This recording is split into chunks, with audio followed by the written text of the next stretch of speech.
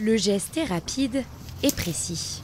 Depuis plusieurs jours, l'heure de la récolte a enfin sonné pour les pommes des vergers Tissot. Au total, une quarantaine de cueilleurs s'activent sur les sites d'Usinant et Coponnet, où près de 15 variétés sont produites. L'opération devrait durer jusqu'à la fin du mois d'octobre. Pour savoir qu'une pomme est mûre, c'est déjà pour la variété La Gala, ça va être la coloration. Donc on va prendre les biens rouges. On va laisser les pommes blanches dans les arbres et on va ramasser les biens rouges. Ensuite, on a d'autres indicateurs qui vont faire qu'on va savoir si la pomme est mûre.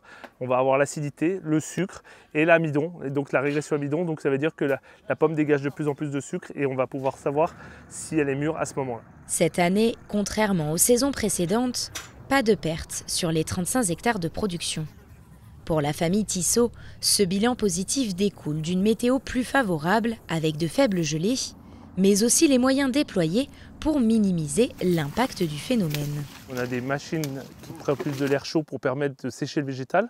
On a des brûlots et aussi on intervient avec un hélicoptère pour permettre d'aller chercher l'air chaud en haut et le plaquer en bas. Donc ça permet de limiter vraiment le gel. Et avec ce mois d'août sec, on va avoir du sucre sur les pommes, donc qualitativement, on devrait avoir un bon produit. Près de 1600 tonnes de pommes devraient donc être récoltées d'ici 2 mois. Une dizaine d'hectares de poires est aussi concernée par la cueillette. Et après chaque collecte, les fruits sont acheminés à Coponnet.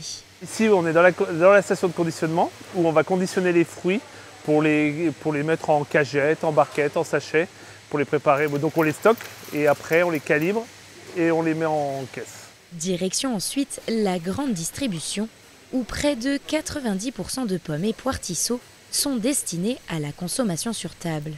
Et pour ne rien gaspiller, le reste est lui transformé en jus ou en compote.